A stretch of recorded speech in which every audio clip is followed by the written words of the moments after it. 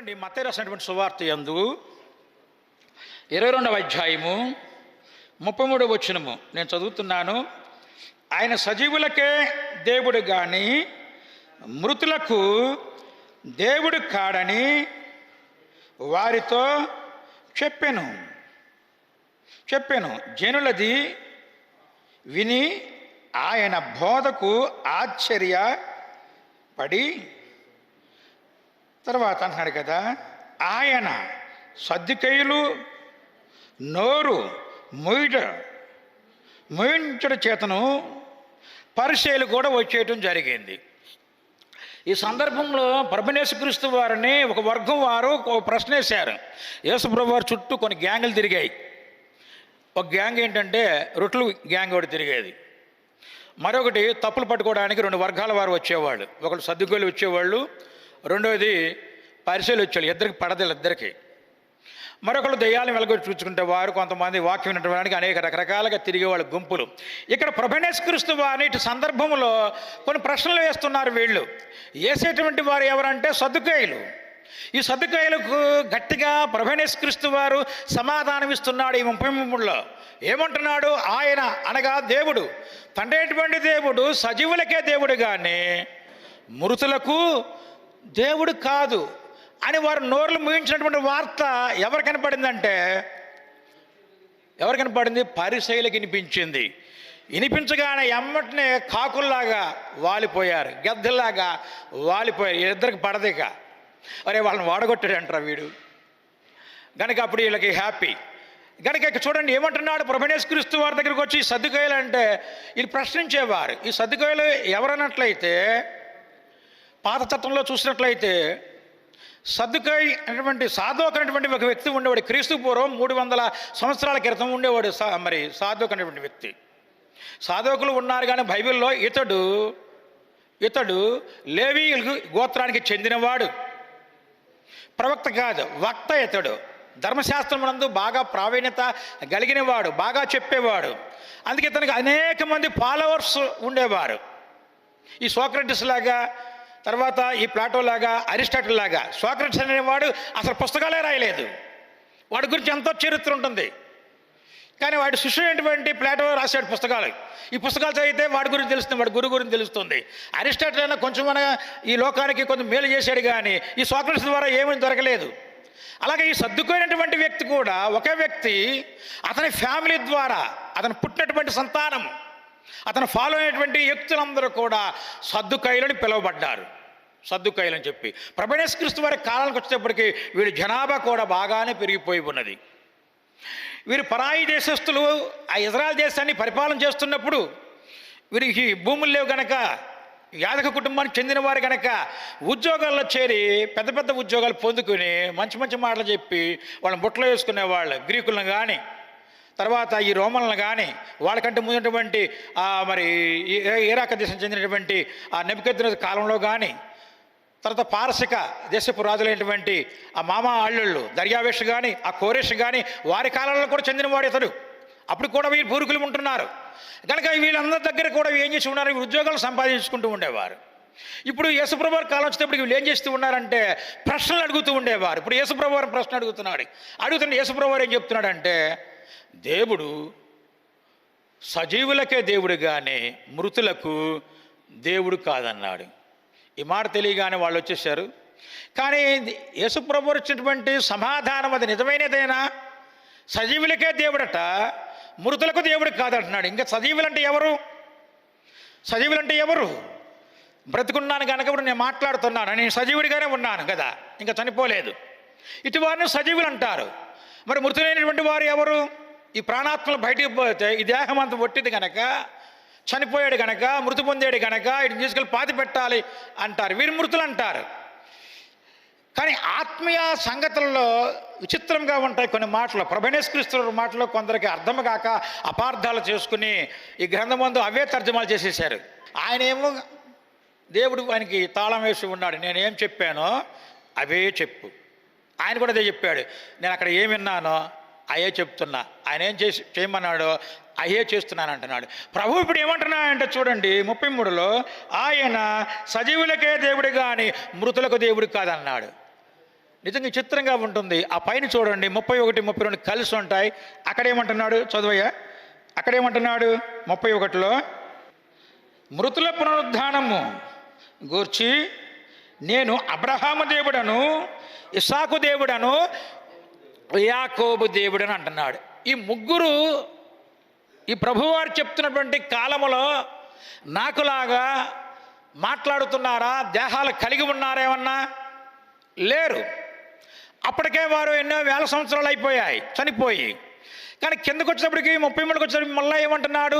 సజీవులకే దేవుడు కానీ మృతులకు దేవుడు కాదు అంటున్నాడు. పైన ముగ్గురు చనిపోయి ఉన్నారు. మరి అటు వారిని ఏమంటున్నాడు ప్రభువారు? ఇప్పుడు వారికే దేవుడు కానీ అంటున్నాడు. భౌతికంగా వారు లేరు, చనిపోయి ఉన్నారు, సమాధులు చేయబడ్డారు. ఇప్పటికి సమాధులు అక్కడ ఉన్నాయి. కానీ దేవుడు ఏమంటున్నాడు అంటే ఈయన ద్వారా పునరుద్ధానం గుర్చైతే నేను అబ్రహాము దేవుడను, ఇస్సాకు దేవుడను, యాకోబు దేవుడని చెప్తున్నాడు. ఈ సద్దుకాయలు సామాన్యులు కాదు, వీళ్ళు బాగా నిష్ఠాతిథులు. సన్హెడ్రిన్ సభలో కూడా వీళ్ళు ఉన్నారు. వీళ్ళు అక్కడ కూడా చేరిపోయారు పాపం, వెళ్ళిపోయి. ఆ సభలో చేరాలంటే కొన్ని గుడ్ క్వాలిటీస్కి అవసరం, కొంత నాలెడ్జీ అవసరం. నాలెడ్జీ లేని అసలు అందులో ఉంచుకోరు కూడా. అలాంటి దానిలో చేరినటువంటి గ్యాంగ్ ఇదంతా కూడా. కానీ ప్రభువారి దగ్గరికి వచ్చి ప్రశ్నలు వేస్తున్నారు. ఆయన కూడా చక్కటి సమాధానం ఇస్తున్నాడు. దేవుడు సజీవులకే దేవుడు, మృతులకు దేవుడు కాదంటున్నాడు. నిజంగా చూడండి, ప్రభు ఏమంటున్నాడంటే సజీవులకే దేవుడు అని తెలియజేస్తున్నాడు. దేవుడు కూడా ప్రభువైన యేసుక్రీస్తు వారు కూడా ఈ సద్దుకాయల గురించి ఒక మాట చెప్తాడు. మత్తయి రాసినటువంటి సువార్తలోనే 16వ అధ్యాయము 6వ వాక్యం ఏం చెప్తుందో చూద్దాం. చూడండి, మత్తయి రాసిన సువార్త 16వ అధ్యాయము 6వ వచనం. 6వ వచనము ఏమంటుందంటే, అప్పుడు యేసు చూచుకొనిడి పరిసయ్యులు సద్దుకయ్యులు అను వారి పులిసిన పిండి గూర్చి జాగ్రత్త పడి. వీడి దగ్గర ఏముందంట? పిండి ఉందంట. నిజంగా పిండేసి తిరుగుతున్నారు వీళ్ళ బ్యాగుల్లో. వాళ్ళ దగ్గర సాహిత్యం, వాళ్ళ దగ్గర నాలెడ్జి. వీళ్ళిద్దరం గురించి ఏమంటున్నాడు ప్రభువారంటే, శిష్యులు చెప్తున్నాడు, అరే అడిగిన వాడు ప్రతివాడికి సమాధానం చెప్పకూడదు మీరు. ఇప్పుడు జానాన్ని అడుగుతున్నారు, నన్ను అడుగుతున్నారు. నేను బుక్ రాస్తున్నాను, మన చర్చిలో రాస్తున్నాను. అక్కడ నా దగ్గరికి వస్తున్నారు కొంతమంది, చాలామంది రాస్తున్నానని తెలిసి. వాళ్ళు ప్రశ్నలు వేస్తున్నారు. బయటికి తీసుకెళ్ళి నన్ను టీ ఇప్పిస్తూ అది ఇప్పిస్తూ అడుగుతున్నారు. దీన్ని ఎలా చేస్తారు మీరు? జటిలమైనటువంటిది, ఎవడు ఎడగొట్టలేడు దీన్ని. ప్రభువైన యేసుక్రీస్తు వారు దేవుడు కాదు అని నిరూపణ చేయలేరు అంటున్నారు వారు. నేను చేతి చూపిస్తానాయా మీకు ఏమని చెప్తున్నాను. మీరు ఎక్కడికో వెళ్ళొద్దు అంటున్నాడు. మేము ఎక్కడికి వెళ్ళమయ్యా, బైబిల్లోనే ఉంటామని చెప్తున్నాం. మేము 4 పుస్తకాలు రాస్తాం, 4 పుస్తకాల్లో కూడా అలా బైబిల్లోనే ఉన్నాం తప్ప బయటికి వెళ్ళలేదే మేము చెప్తున్నాం. అయినా ఎన్ని ప్రశ్నలు వస్తున్నాయంటే అన్ని ప్రశ్నలు వస్తున్నాయి. ఇప్పుడు ప్రభువారు ఏమంటున్నా అంటే సద్దుకాయల కూర్చోయు, పరిచయాల కూర్చోయు మీరేం చేయాలి? వారి పులిసిన పిండి గూర్చి మీరు జాగ్రత్త పడండి. చాలా వేల రూపాయలు ఖర్చు పెడుతున్నారు జానగారు సారథ్యంలో. అనేకులు వస్తున్నారు చాలా దూర దూర ప్రాంతాల నుండి. నిజంగా ఈ తెలుగు క్రైస్తవ మరి బుక్ ఒకటి ఉంది, ఈ తెలుగు క్రైస్తవుల గురించి. ఆ చరిత్ర చదువుతున్నప్పుడు ఎక్కడో హైదరాబాద్లో సభ జరుగుతుంటుంటే ప్రకాశం జిల్లాకు చెందినటువంటి ఒంగోలు నుండి ఒక ఫ్యామిలీ ఎడ్ల బండి కట్టుకుని 3 దినాలు ప్రయాణం చేస్తే కానీ ఆ సభలో ప్రారంభం రోజు అందుకోలేకపోయారు. ఈ 3 రోజులు వీడు దారి ప్రయాణంలో వంటలు వండుకున్నారు, తిన్నారు, ఆ ఎడ్ల బండి మీద ప్రయాణం చేశారు. ఎంత ఆసక్తి! ఈనాడు రకరకాలుగా ప్రయాణ సౌకర్యాలు మనకు ఉన్నాయి, కానీ రావడానికి కానీ వెళ్ళడానికి కానీ రకరకాల బంధాలు బాంధవ్యాలు అడ్డొస్తున్నాయి. కొంతమంది స్కూల్కి పిల్లల్ని తీసుకెళ్ళాలంటున్నాడు ఒక సోదరుడు. నేను రాలేనండి, ఈ 4 రోజులు పడుతుంది అంటున్నాడు, సాకులు చెప్పుకుంటున్నారు. చూడండి, ఈ యెహోవా మార్గం అనేది చక్కనైన మార్గము. ఇక్కడ ఏమంటున్నా అంటే ప్రభువారు ఈ సద్దుకాయల గూర్చియు పరిచయాల గూర్చియు వారి పిండిని గూర్చి మీరేం చేయాలంటే జాగ్రత్త పడాలని తెలియజేస్తున్నాడు. ఇప్పుడు ప్రభువారు ద్వారా మనకు తండ్రి అయిన దేవుడు ఒక హెచ్చరిక ఇచ్చి ఉన్నాడు. ఈ సద్దుకాయలు లాంటి వారు, పరిచయాలు లాంటి వారు ఇప్పుడు సమాజంలో బీభత్సంగా తిరుగులాడుతున్నారు. ఈ సోషల్ మీడియా అధికమైపోయిన తర్వాత బహుగా మనం ప్రతివాడికి సమాధానము చెప్పనవసరం లేదు. ఆ బైబిల్లో ఉంది కానీ అడిగినోడు చెప్పమని అనొచ్చు. అడిగేవాడికి కూడా అర్హత అవసరం అండి. ప్రతివాడు అడిగితే కుదరదు. ఇక్కడ ఎంతో నాలెడ్జ్ కలిగినటువంటి వ్యక్తులు ఇద్దరు కూడా సద్దుకాయలు కానీ పరిచయాలు కానీ సామాన్యమైనటువంటి వ్యక్తులు కాదు. వారి గురించి అంటే ఈశ్వర శిష్యుడితో ఏం చెప్పుకుంటున్నా అంటే వారి పులిసిన పిండితో నువ్వు జాగ్రత్తగా ఉండు. ఎందుకంటే కొంచెం బుద్ధిహీనత ఏం చేస్తుందంటే వారి యొక్క జ్ఞానాన్ని, వారి యొక్క ఘనతను త్రాసులో ఉంచగా చనిపోయిన దినాన్న అది ఏమవుతుందంటే తేలిపోతుంది. ఫలితం అనేది దక్కదది. కనుక చూడండి, ప్రభువారేమన్నా అంటే నేను సజీవులకే దేవుడని తెలియజేస్తున్నాడు. ప్రభువారు అన్నాడు కదా, ఆయన సజీవులకే దేవుడు. ఆయన అంటే ఎవరు? ఆయన అంటే స్త్రీలు చెప్తూ ఉంటుంటారు, ఈయన మా ఆయన అండి అని పరిచయం చేస్తారు చాలామంది. ఆ స్త్రీలు కూడా పరిచయం చేసుకుంటాడు, మార్తమా మా ఆయన ఇదిగో అంటుంటుంటారు. గనక ఆయన అనగానే మనం చెప్పుకున్నటువంటి ఆయనని కాదు. యెషయా గ్రంథమునందు రాయబడినటువంటి ఒక మాట చదువుదాం. యెషయా గ్రంథంలో 54వ అధ్యాయము 5వ వాక్యం ఏం చెప్తుందంటే, ఆయన ఏమై ఉన్నాడు? సృష్టించిన వాడు అందరకు భర్త అయి ఉన్నాడు. ఇంకా కింద వచనాలకు పోతే చదవగలిగిన వారు ఎవరైనా చదవండి, త్వరగా ఇచ్చేద్దాం. నిన్ను సృష్టించిన వాడు నీకు భర్త అయి ఉన్నాడు. ఆయనకి ఏం పేరంట? సైన్యములకు అధిపతియగు యెహోవా అని ఆయనకి పేరు. గనక దేవుడు ఏమై ఉన్నాడు? సృష్టించిన వాడు మనకందరికి భర్త అయి ఉన్నాడు. నీకు మాత్రం, మీ వారు మాత్రమే నీకు ఆయన, నాకు ఆయనే, నీకు ఆయనే, మన అందరి నాయన ఆయనే. మన నాయన ఎవరు? తండ్రి అయినటువంటి దేవుడు. ఆయన ఒక్కడే తండ్రి, మన అందరికీ నాయన ఆయన కూడా గణంలో రాయబడింది కదా, నేను సృష్టిని వాడు నీకు భర్త ఏమంటున్నాడు. స్త్రీలకి కట్టుకున్నటువంటి ఆ మగవారే భర్తలు కాదు, మనకు కూడా దేవుడు ఏమేమి ఉన్నా అంటే ఆయనై ఉన్నాడు. సృష్టికర్త కదా, ఆయన అంటున్నాడు కదా, మేము సృష్టించిన వాడు మీకు భర్త. స్త్రీలకైనా భర్తలు ఉండేది, మగవారికి భర్తలు లేరా అంటే స్త్రీలకు మగవారికి అందరికీ కలిపి ఒక ఆయన భర్త అయి ఉన్నాడు. ఆయనే మన నాయనై ఉన్నాడు. ఆ నాయన గురించి ఆయన కొడుకును పంపించి ఏం చెప్పిస్తున్నా అంటే సజీవులకే దేవుడు కానీ మృతులకు దేవుడు కాదంటున్నాడు. చూడండి, 2 విషయాలు చెప్పుకుందాం. సజీవులంటే ఎవరు, మృతులంటే ఎవరు? ఈ 2 విషయాలు చెప్పుకొని ముగించేసుకుందాం. చూడండి, చనిపోయిన వారి గురించి ఏమని చెప్తున్నారంటే, లోక ఆలోచనలో చనిపోయిన వారందరూ కూడా ఎవరు?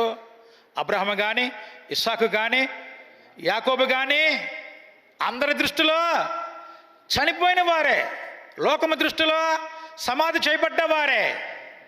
మరొక మాట ఏం చెప్తున్నాడంటే, ఆత్మీయ ఆలోచనలో వారు ఏమై ఉన్నారంటే సజీవులై ఉన్నారు. లోకపు ఆలోచనలో వారు మృతులే, కానీ ఆత్మీయ ఆలోచనలో వారు. అందుకేమంటున్నారంటే సజీవులకే దేవుడు కానీ మృతులకు దేవుడు కాదు దేవుడు అంటున్నారు. వాళ్ళు భౌతికంగా ఇక్కడ లేకపోవచ్చు కానీ ఆత్మీయ జీవితాల్లో వారు ఏమేమి ఉన్నారంటే సజీవులై ఉన్నారంటున్నాడు. ఈ చనిపోయిన వారి గురించి మళ్ళీ 3వదిగా ఏమంటున్నారంటే, ఒక మాట అర్థం కావాలంటే మనం డాక్టర్ గారి దగ్గరికి పోతాం. ఈ శరీరం ఒక భాగాన్ని గుండె అంటాడు. ఏమంటాడు? గుండె అంటాడు. మనమేమంటాం క్రైస్తవులము? హృదయము అంటాం. డాక్టర్ గారు వారి పరిభాషలో గుండె అంటాడు, గుండె స్పెషలిస్ట్ అంటాడు. మనమేమంటాం? అదే గుండెని ఏమంటాం మనం? హృదయము అని అంటాం. అలాగే కొన్ని భాషల గురించి కూడా మనం తెలుసుకుందాం. చూడండి, మూల భాషలో హృదయం అని అంటున్నారు, అక్షర భాష ఉన్నది, ఆత్మీయ భాష ఉన్నది.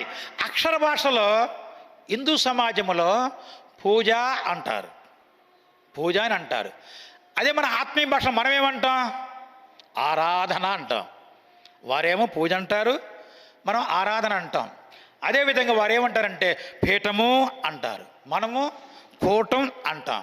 2 ఒకటే, కానీ భాష కొంచెం ఒక విధంగా కనిపిస్తూ ఉంటుంది. అలాగే ప్రభువైన యేసుక్రీస్తు వారితో కూడా అదే మాట్లాడుతున్నాడు దేవుడు. సజీవులకే దేవుడు కానీ మృతులకు దేవుడు కాదు. లోకపు లెక్కల్లో చనిపోయారు, వారు పాతి పెట్టబడ్డారు, కానీ ఆత్మీయ దృష్టిలో చూస్తే వారందరూ కూడా సజీవులే అంటున్నాడు. మరలా ఏమంటారు క్రైస్తవ సమాజంలో చనిపోయిన వారి గురించి? ప్రభువునందు నిద్రించిన వారు. ఈ తాగుబోతులకి, వ్యభిచారులకి, దొంగలకి అందరూ కూడా ఈ క్రైస్తవ సమాజంలో చచ్చిపోయిన అందరూ కూడా పెట్టెలు తెచ్చేసేసి, సిలుగు గుర్తులేసేసి బర్రె గ్రౌండ్ తీసుకుపోయి పాత పెట్టేసేసి మరి కోటలు పెట్టేసి అవి పెట్టి ఇవి పెట్టేసి ఏమంటారంటే ప్రభువునందు నిద్రించిన వారు అంటారు. అందరనా? కొందరే. మనం అందరికి పెడతాం ప్రభువునందు నిద్రించారని చెప్పి. కానీ ఒక ఆయన త్రాసులో పెట్టబోతున్నాడు. త్రాసులో పెట్టినప్పుడు ప్రభువునందు నిద్రించిన వారు ఎవరో వారు పరదేశకు పోతారు, నిజమైన వారు. ఆ త్రాసులో పెట్టినప్పుడు ఈ ప్రభువునందు నిద్రించిన మనం పెట్టుకున్నా కానీ వాళ్ళు గోతులోకి పోతారు. విన్నారా? కానీ ఇక్కడ సజీవుడు ఎవడో మృతుడెవడో ప్రభు తేలగొడుతున్నాడు. ప్రభువునందు నిద్రించిరి అంటారు. వారి శరీరాలకే మరణము కానీ, విన్నారా, చనిపోయినటువంటి వారు, భక్తి కలిగిన వారు, జ్ఞానం కలిగిన వారు, యెహోవా యొక్క చక్కనైన మార్గాన్ని చక్కగా నడిపించుకుంటూ వెళ్ళిన వారు, జ్ఞానం కలిగి ఘనత కాపాడుకుంటూ జ్ఞానాన్ని పొందుకున్న జ్ఞానాన్ని కాపాడుకుంటూ పెంచుకుంటూ వెళ్ళిన వారు చనిపోతే ప్రభువునందు నిద్రిస్తే అట్టి వారు ఏమవుతున్నారంటే వారి శరీరాలకే మరణాలు, వారి శరీరాలకే మృతము. కానీ ప్రభువు ఏమంటున్నాడు తెలుసా? వారి విశ్వాసానికి రాలేదు మరణం అంటున్నాడు ప్రభువారు. వినారా? ఇప్పుడు విశ్వాసాన్ని కాపాడుకోవడానికి జాన్ గారు వారి ఆ బిడ్డలు అందరూ ఇచ్చిపెట్టి కాపాడుకునే ప్రయత్నం వస్తున్నారు. అనేకులు ఎన్నో రాళ్ళు వేస్తున్నారు, కానీ వారి విశ్వాస విషయంలో ముందుకే పోతున్నారు. రాత్రి తమ్ముడు చెప్తున్నారు, భగవాన్ దాస్ గారు, పౌలు గారు ఏం సంపాదించుకున్నాడు? చెప్పులో ఆ భోజనం చేశాడు అని తెలియజేస్తున్నాడు. నిజమే అది. ఆయన ఏం సంపాదించుకున్నాడు? ఒక అతను అడుగుతున్నాడు కదా, పౌలు గారు ఎందుకు వివాహం చేసుకోలేదని అంటాడు. ఒకడు అంటాడు కదా, యోబు గారు భార్య పేరేమిటి? చూడండి, మన క్రైస్తవులే అడిగేది, యోబు గారు భార్య పేరేమి? మరొకడు అడుగుతున్నాడు కదా, నోవాహు భార్య పేరేమి అంటాడు. అక్కడ పేర్లు ఉన్నాయా? ఏమన్నా లేనిది ఎక్కడ తెచ్చిపెట్టేది? ఉంటే ఏమైనా వండుతాం, కక్కలో మొక్కలో ఏమిటి దప్పలం బొప్పలం పెట్టి వండగలరు, రా మెటీరియల్ ఉంటే. అసలు అక్కడ ఏమి లేవు. లేనప్పుడు ఎలా చేస్తాను? నేను అన్నాను తెలివి కలిగి, అయ్యా నువ్వు కూడా పరదేశకు వస్తే ప్రస్తుతము యేసుప్రభు రాకృతము మనిద్దరం పోతే నేను కూడా వస్తే అవకాశం కలిగితే నాకు కూడా అక్కడికి వెళ్ళి ఆయన అడుగుదాం, మనిద్దరం కలిసి పెళ్ళి ఎందుకు చేసుకోలేదా అని అడుగుదాం. పిచ్చి పిచ్చి ప్రశ్నలు వేస్తుకుంటూ పోతుంటారు. వారి శరీరాలకి మాత్రమే మరణం వచ్చింది, కానీ వారి ఆత్మీయ జీవితానికి, వారి విశ్వాసానికి మరణం అనేది రాలేదు. ఆత్మ చూడండి, ఆత్మీయతకు సత్క్రియలకు రాలేదు మరణం. చూడండి, చనిపోయిన వారు, ప్రభునందు నిద్రించిన వారు మరి సజీవులకే దేవుడు అని చెప్తున్నాడు కదా. సజీవులు ఎవరంటే వారి ఆత్మీయ జీవితానికి కానీ వారి సత్క్రియలకు కానీ రాలేదు మరణం. అబ్రహాము యొక్క ఆత్మీయ జీవితానికి రాలేదు మరణం. ఇస్సాకు యొక్క ఆత్మీయ జీవితానికి రాలేదు మరణం. యాకోబు యొక్క ఆత్మీయ జీవితానికి రాలేదు మరణం. వారి శరీరాలకు మాత్రం మరణం వచ్చింది, సమాధి చేశారు. అందుకే అక్కడ అంటున్నాడు, సజీవులకే దేవుడు కానీ మృతులకు దేవుడు కాదంటున్నాడు. మరొక మాట ఇందులోనే, విశ్వాస వీరుల జాబితాలో ఉన్నవారందరూ ఈ ఆత్మీయ జగత్తులో అందరూ సజీవులే అంటున్నాడు. ఎబ్రీ పత్రిక రాయబడుతుంది చూడండి. ఎబ్రీ పత్రిక 12వ అధ్యాయము 2వ వచనం చదివినట్లయితే చదువుదాం. అది కూడా ఎబ్రీ రాసిన పత్రిక 12వ అధ్యాయము 2వ వాక్యం ఏమంటుందంటే,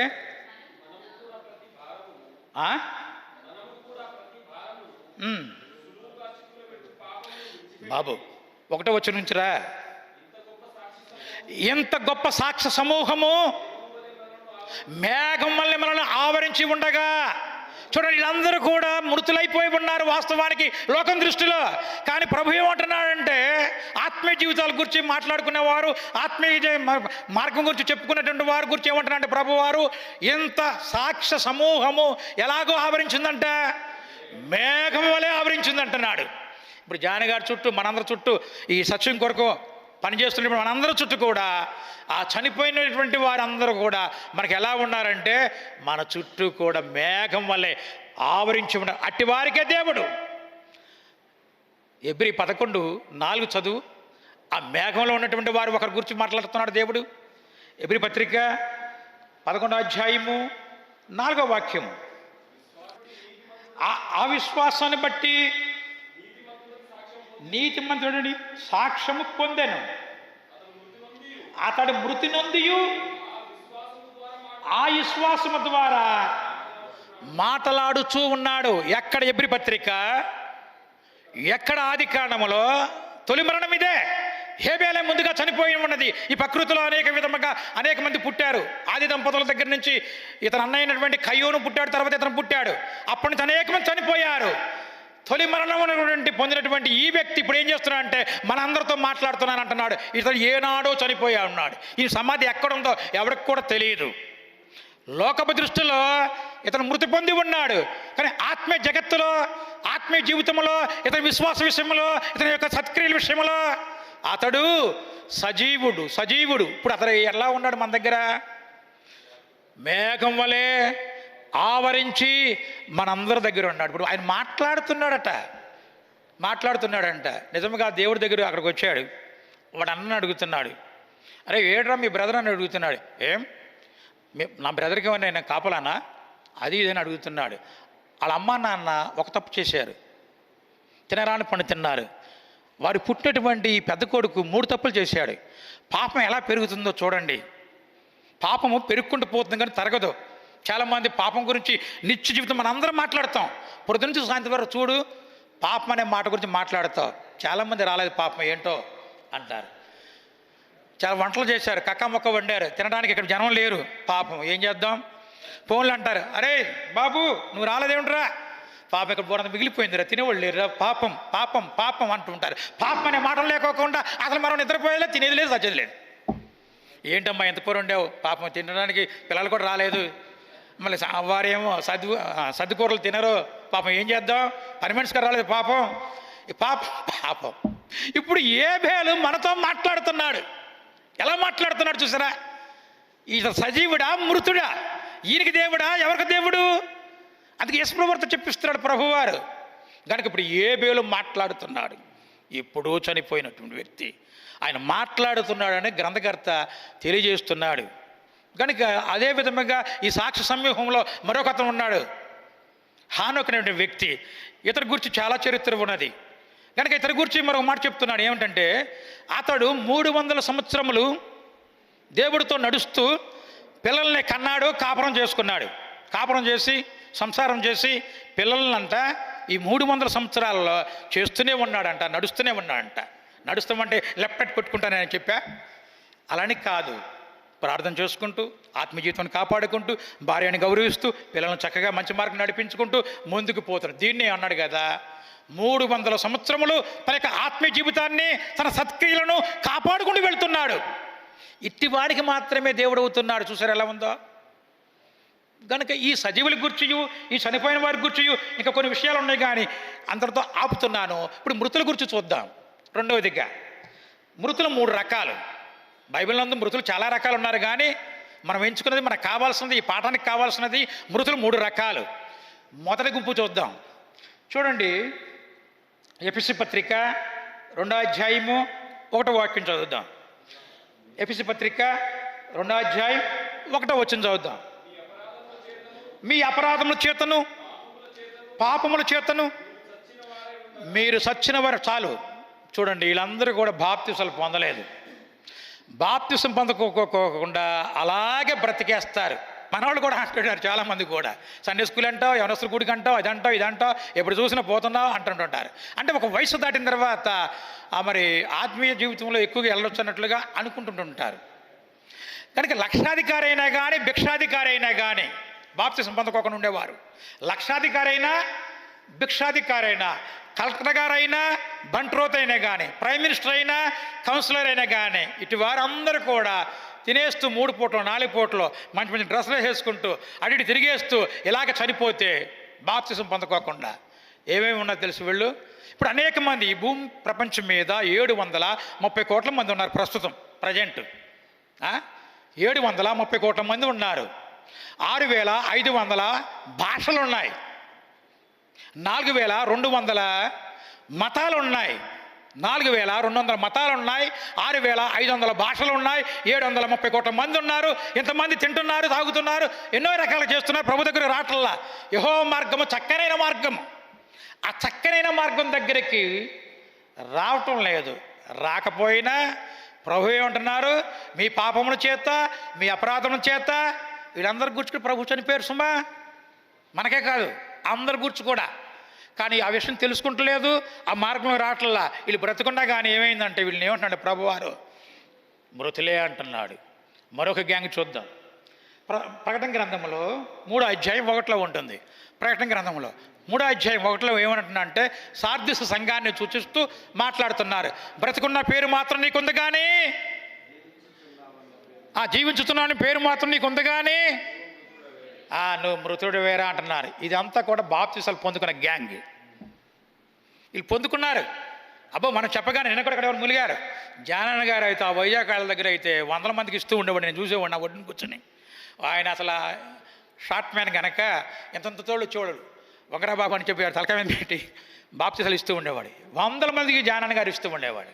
మరి ఇప్పుడు వాళ్ళందరూ ఏమయ్యారో ఎక్కడున్నారో తెలియదు. ఇప్పుడు జాన్ గారిని వ్యతిరేకిస్తున్నారు. ఒక అతను అంటున్నాడు నా పోస్ట్ చూసి, నువ్వు అసలు విడిచిపెట్టి కొసరోడిని పట్టుకు తిరుగుతున్నావా తోకలాయన అని పెట్టాడు నాకు ఒక పోస్టులో. ఆ కామెంట్ పెట్టాడు. అంటే అసలు వాళ్ళేమో వాళ్ళట, కొసరాయన ఈయనంట, ఈయన వెనకాల తిరుగుతున్నావు ఏంటయ్యా తోకలాయన అంటున్నారు.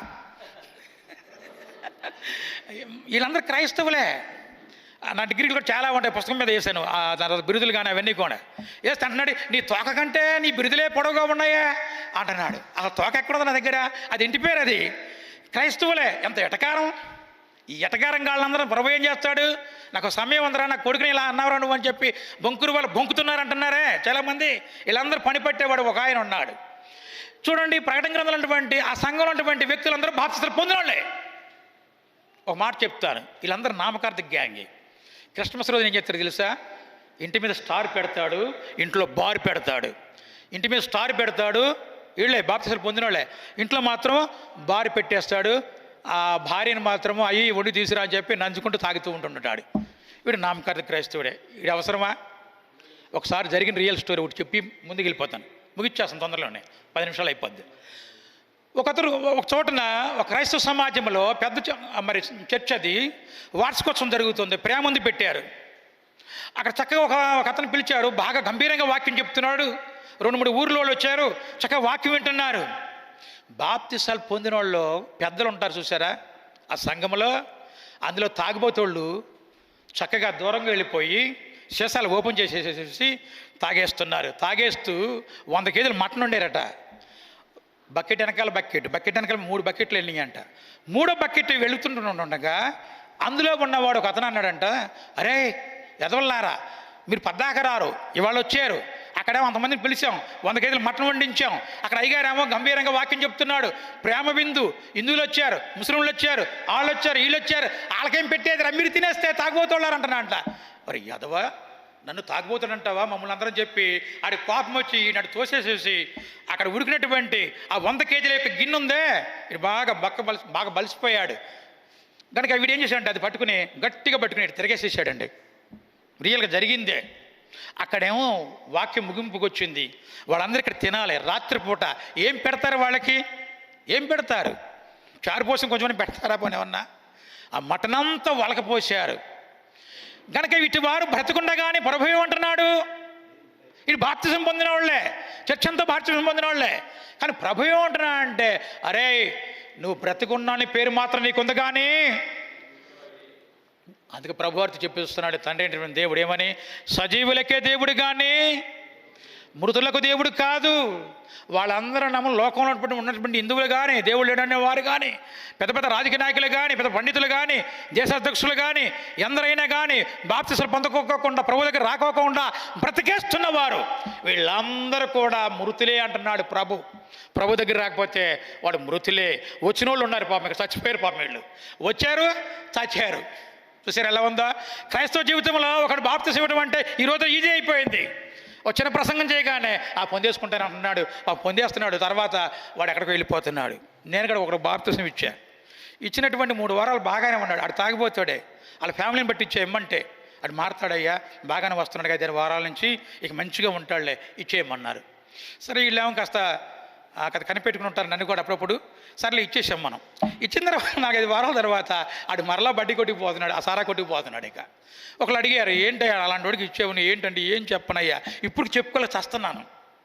కనుక బాప్తిసం ఊరికనే ఇచ్చేయకూడదు. కొన్ని ప్రశ్నలు వాడిని వేయాలి. అరే బ్రతుకుతావా లేదా, ఇలుగుంటే రికార్డ్ చేసుకోవడం మంచిది. ఎవడన్నా అడిగితే ఆ రికార్డ్ వినిపిస్తే ఆ రోజు ఈయన చెప్పాడండి, అందుకు ఇచ్చానండి, ఇప్పుడు ఇట్లా వెళ్తున్నాడండి అని మనం చెప్పుకోవాల్సిన గతి వచ్చింది ఇప్పుడు మనకి.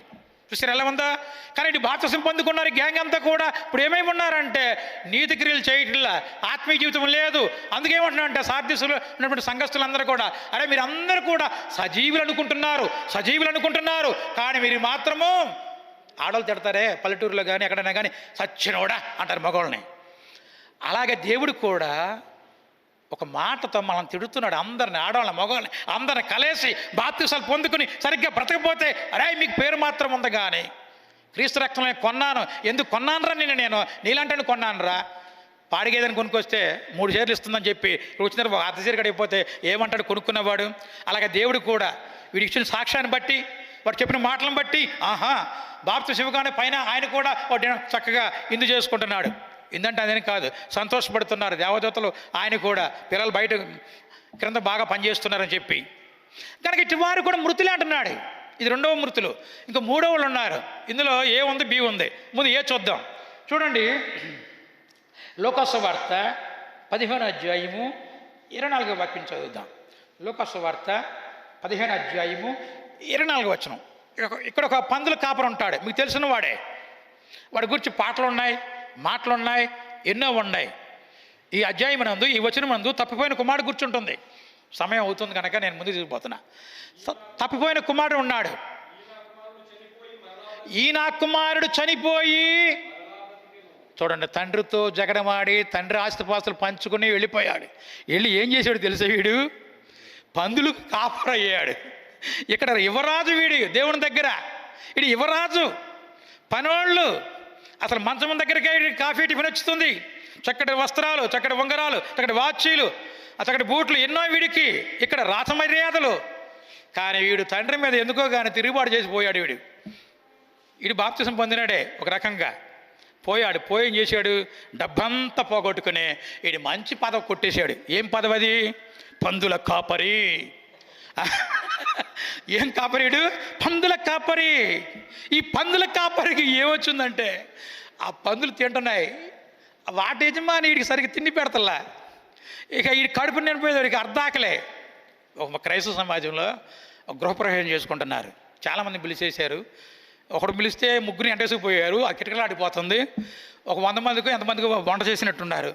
ఆ పాస్టర్ గారు అన్నాడు కదా, అమ్మ అది రాత్రిపూట భోజనాలు అయితే తయారు చేసాం, జనం అయితే ఎక్కువ మంది వచ్చారు, టిఫిన్ లాగా తినేయాలని అమ్మ అంటున్నాడు. చూసారు ఎలా ఉందో? టిఫిన్ లాగా తినేయాలమంటున్నారు. నేను అన్నాను కదా, ఆ టిఫిన్ లాగా తినేళ్తే నాకు నిద్ర పడదు, కడుపు నిండా రాత్రిపూట ఆహారం ఉంటేనే నిద్ర పడుద్ది, వెచ్చగా ఉంటుంది కనుక నేను వెళ్ళిపోతున్నాను చెప్పి వెళ్ళిపోయి ఉన్నాను.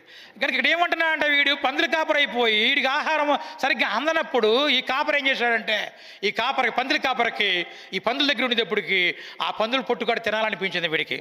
అప్పుడు వీడు బుద్ధి కలిగింది. ఒకప్పుడు బ్రతుకునోడే, సజీవుడే, కానీ తండ్రి మీద తిరుగుబాటు చేసి వెళ్ళిపోయి ఒక మంచి ఉద్యోగం కొట్టేశాడు, పందులు కాపరిన ఉద్యోగం. అక్కడ వీడికి బుద్ధి వచ్చింది. ఇంటికి వచ్చాడు, వెళదామా వద్దా అని చెప్పి. అప్పుడు వారి తండ్రి ఏమంటాడంటే, ఈ నా కుమారుడు చనిపోయి, కానీ అక్కడ మరొకడు ఉన్నాడు. అదే అధ్యాయంలో, అదే వచనంలో అక్కడే ఉన్నాడు, తండ్రి దగ్గరే ఉన్నాడు, తండ్రి చెప్పే మాటలు వింటున్నాడు, తండ్రి భోజనం చేస్తున్నాడు, తండ్రి సాంగత్యం చేస్తున్నాడు. ఎప్పుడైతే ఈ పందుల కాపరి వచ్చి రాజవస్త్రాలు ధరించుకొని ఉంగరం పెట్టుకుని చక్కటి భోజనం చేస్తుంటే, ఈ పెద్ద కొడుకు ఏం చేశాడు తెలుసా? పెద్ద కొడుకు ఈడు బరస్ట్ అయిపోయాడు, ఈడు బయటికి పోయాడు. ఈడు సజీవుడు అనుకుంటున్నాడు. దేవుడు కూడా పాప వీడు చచ్చిపోయినప్పుడు పాపం వాళ్ళు బతికొచ్చాడు పాపం ఏదో కదమ్మగా. కానీ ఈనాడు కూడా ఎలా ఉందో తెలుసా? చాలామంది మాకు దేవుని వాక్యం బాగా వచ్చు అనుకుంటున్నారు. ఏనాడు అనుకోకూడదండి. అసలు ఈ గ్రంథంలో మనం నేర్చుకునేది అసలు 1% కూడా ఉండదనుకున్నాను ఒకసారి నేను. నిజం, అంత మహాజ్ఞానం ఇది, అంత మహాజ్ఞానం.